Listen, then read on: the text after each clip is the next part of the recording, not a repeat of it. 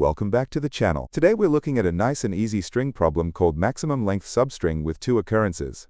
Here is the problem page, but it's a bit wordy, so let's break down what it actually wants us to do visually. We are given a string of lowercase English letters, which we will call S. We need to find a smaller, continuous chunk inside of it, known as a substring, but there is a catch. In this chunk, every single unique letter can only show up a maximum of 2 times. Our goal is to find the length of the longest possible chunk that follows this rule. Let's look at our example string and try to find it. If we grab the first 4 letters, we have 3 B's. That breaks our rule. Moving along, grabbing 4 B's in a row is definitely out too. But look at the very end. B, C, B, A. No letter appears more than twice. So for this example, the longest valid chunk is 4 letters long. Before we jump into the code, if you have any questions while we go through this, just drop a comment and I will reply to help you out.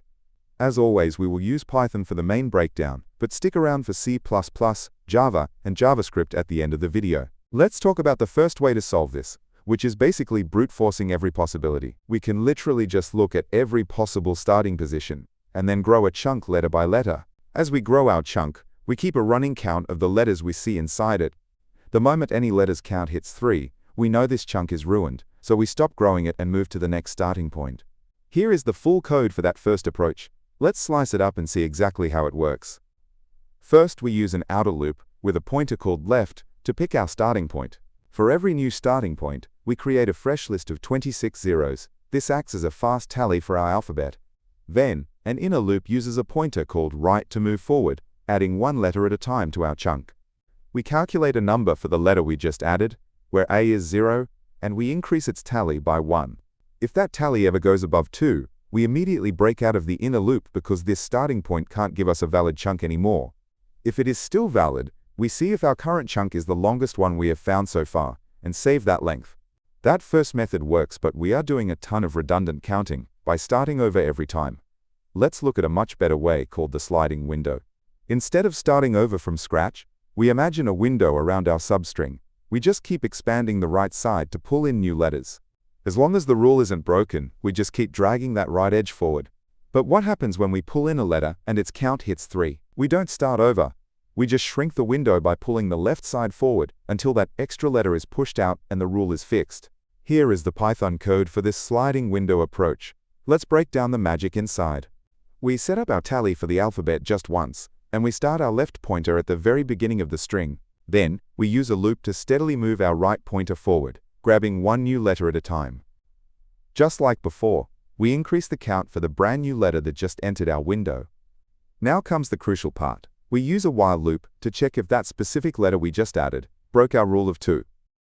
If it did break the rule, we look at the letter currently on the left edge of our window, decrease its count, and move the left pointer forward to effectively throw it out. This while loop keeps shrinking the left side until the letter that caused the problem is finally back down to a count of 2. Once the window is perfectly valid again, we measure it and see if it's our new longest length. Because our sliding window just moves the left and right pointers across the string a single time, the time complexity is extremely fast at big O of n.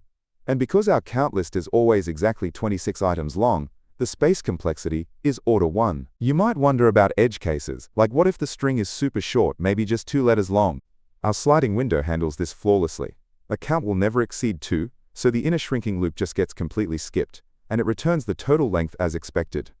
Let's hit some key takeaways. This problem is a textbook example of how the sliding window technique can turn a slow, repetitive loop into a blazing fast single pass. It also shows that when dealing exclusively with lowercase letters, using a simple, fixed-size list of zeros is usually faster than using a hash map or dictionary for counting. Quick question for you all. I've tweaked the format of these videos to be a bit more bite-sized and visual. Let me know what you think in the comments. And don't forget to ask any questions if you got stuck on the code.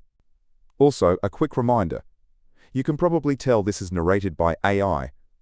I built this workflow so I can generate clear, instant explanations the moment a daily problem drops to help myself study faster.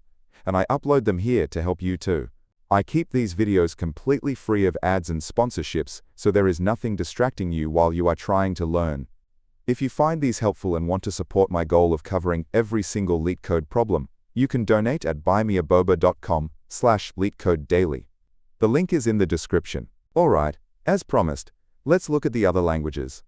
If you want to skip typing and just copy and paste this code, you can grab it from leetcodeunlock.com via the link below.